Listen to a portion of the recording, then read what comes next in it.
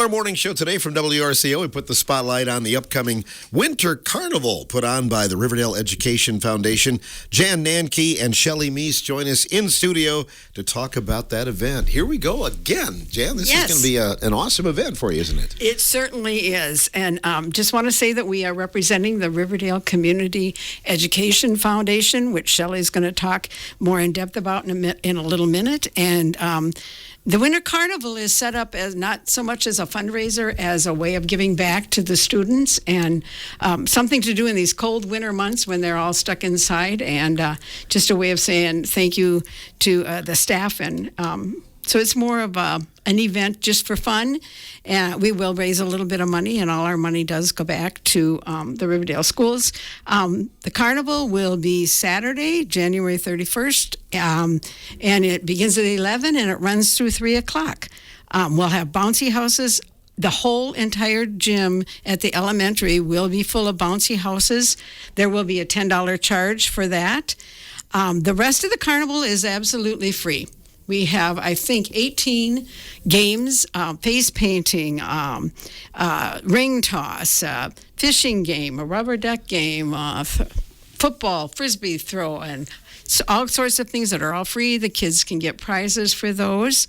And it's just a great entertainment for the kids for the winter. So that's coming up, and we have lots of volunteers that will be helping us. And again, Saturday, January 31st from 11 to 3 at the Res building in Muscadet. So we're excited. We're getting ready, and we'll be ready for a full house. I bet the students are excited about the chance to jump in all these bounce houses, right? I'm telling you, if you ever could make it down to see it, you just can't imagine how excited they get. And these prizes are little trinkets that you and I would not be too excited about, maybe, but they are thrilled, and they just go from station to station to station, and their faces are painted with the free face painting that we do, and it's just a joy, just a joy.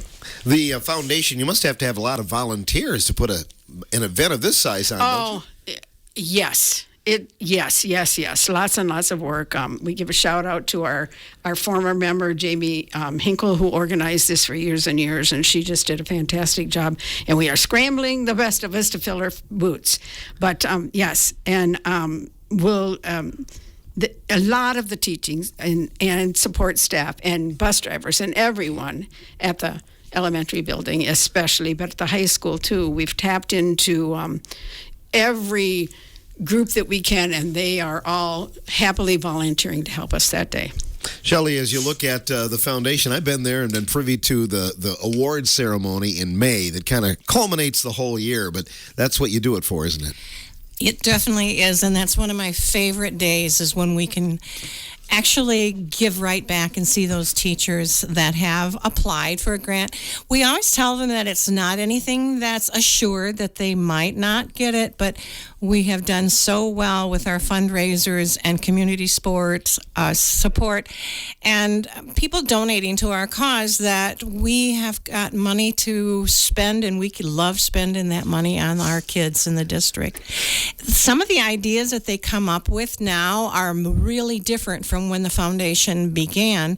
Jan and I, both being former teachers, we kind of nod our head at these things, and some of the other ones are nodding their head the other way, and they'll ask us to explain kind of what that's all about, especially with technology that has sneaked into our curriculum. And of course, we all know the budget restraints. When Jan and I were teaching, we'd have so much that we could spend on our classroom supplies just to enrich everything. That's not there anymore. So we really feel so proud when we can give enrichment activities for our kids, pre-K all the way through high school, and they always invite us to come in and see how it's going and visit. This year we didn't make it. Maybe in the spring we'll be able to come in and see some of that. So I'd kind of like to give you a little hint of what we have shared with our school district, if that's okay with you. Perfect, Shelley. Go ahead. Okay, so these are just some of the highlights from last year in 2025. That was our 15th year of giving disbursements to the Riverdale teachers and staff. And we want to make sure that they know that this is teachers and staff. It's just not for the classroom, for the kids in there. It can be for the staff. We've done popcorn machines. We've done pizza ovens, other things that other staff members have requested. Maybe because we've used the pizza ovens and the popcorn machines so much, and we thought maybe we needed some new ones, but we did that. We also gave out 28 awards at that May Awards Day, and of that, $13,784 was given in 24 different awards in just our regular category. And this category has a dollar limit of $800. So some get right up to $799 plus, and then they'll have to go back if they're shipping. Or some of them may be $300, $400, $500, $600, $700, $800. It just all depends on what they're looking for. We also have two $1,500 awards, what we call the Stanek and Havlik Award. Two of our founding members have passed away, and we thought this would be a wonderful way to memorialize them. So these are a little bigger awards that they can apply for. And so for our total for 2025 last year that we awarded was $18,944, which brings our grand total of distributions to $150,480. That's just awesome in our small school district for people to be so giving to us so we can give back. We also we like to give, so we came up with some more ideas for enhancement or enrichment awards. And these we decided we threw out a figure of like $2,500. And these might be something intended for kids that may not be able to experience something other people just take for granted. For instance, the sixth grade teachers asked for Brewer tickets to go to a Brewer game. First thing I thought of when I saw that is, oh my gosh, just think how many kids will never get to see the Brewer Stadium and see that environment. And so I was a yes before I read any more on their application. But I was thrilled when I saw it was also tied into a mathematics part of the curriculum, too, where they had workbooks that they worked with. And it wasn't just the Riverdale kids that got to go. There were other school districts that were there at the same time for this Brewer organization. So kudos to them, too, for handing that out. And then we had Dawn Jewell, who is the high school science teacher. She came up with an idea to take kids hiking on the Ice Age Trail. Another thing that so many kids wouldn't have been into it, and they were so excited about it. She has decided that this year she's going to be developing an outdoor adventure club and take kids for the hikes because the response was so wonderful with staff, parents, and with the kids. So that's just another great thing for her to do with that. So this year, we had two more awards that came in, and the Brewer trip came back again, so the sixth graders will be going. And then our math department came up with a skiing trip. So they're going to be taking 50 students to go skiing. Again, so many kids never get that opportunity to do that, so it's going to be fun no matter what. Hope it's not that cold when they do go. So we're kind of looking for new ideas all the time to keep us fresh. That's the one thing we have to do. The times change and we need to change too. And old people like us, it's kind of hard to be flexible sometimes, but we try. So just right now, our current membership is 10. We just have two more members that we inducted into our Hall of Education. And some of us are former teachers, some of us are retired business people, some of them are farmers, some of them are in the health profession. It doesn't matter as long as you have a love for kids and they're learning and want to be involved. We love to have you. So the word you mentioned a couple of times, Shelley, was fun. Oh. And if kids are having fun, they might not realize they're learning, right? That is such a great thing to say, Phil, because fun is it. School is it's a challenge nowadays.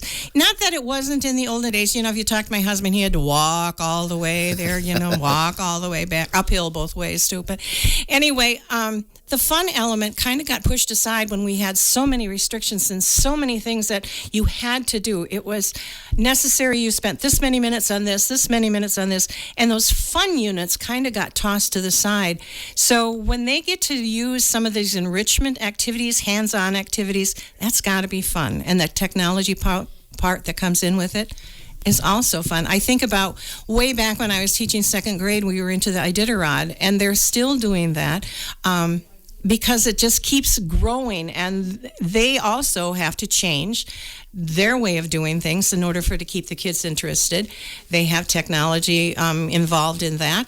Our newspaper articles, the old weekly readers that we used to have, now we kind of expect that to come because we want those kids to be in current events and see what's happening. And you help them subscribe to that, and too, we do. you? We've covered that for so many. In fact, if we don't have that come in, we'll call them and say, "Where aren't you requesting that this year or something else?" But they've got it kind of down to a science. We know which teacher is going to apply for this and this, and then the surprises when the new ones come in with just wonderful ideas that they are looking for their kids. Well, Riverdale District is very fortunate to have this, that's for sure. And so we hope a lot of people will come out. But again, it's just a celebration, Jan, on Saturday, isn't it? It certainly is. And when you say it is very unique to Riverdale, yes. Shelley and I go to water aerobics, and we do a lot of visiting in water aerobics, and with several teachers from several different districts, too. And they're all like, "What are you talking about? Your foundation's doing what? And you're doing what?" And they are so impressed. And I say, Greg Kinney's the guy to talk to if you want to get something like this organized in your district. It is a lot of work, but man, it is so rewarding for us and for the students. So what we do to raise money for our foundation is, again, the carnival, but we'll be having our annual bowling tournament March 29th. It's in Boscobel. Again, Greg Kinney is the person to contact about that, and that is usually very well attended. August 1st will be our golf outing, and we sell out of that. There are people that want to come. There's a waiting list because you can only have so many golfers on the course. So again, Greg Kinney is the guy to talk to. We do food stands. We're doing one Friday night, and we'll save some scotcheroos for you, Phil. Thank you. Okay. That was my next question. I've been hitting it well when I schedule a Riverdale event and the foundation is there serving food. I mean, you guys have the best food stand, I think, of any school that night. That's what they tell us, and we believe it. A lot of people say the same yes, thing. They do. Yeah. And of course, cash donations. It is amazing, absolutely amazing. And astonishing how many people will come to the food stand and say they spent $5 on food. Will give us a 10 or a 20. Say keep the change. That's a small donation, but it helps.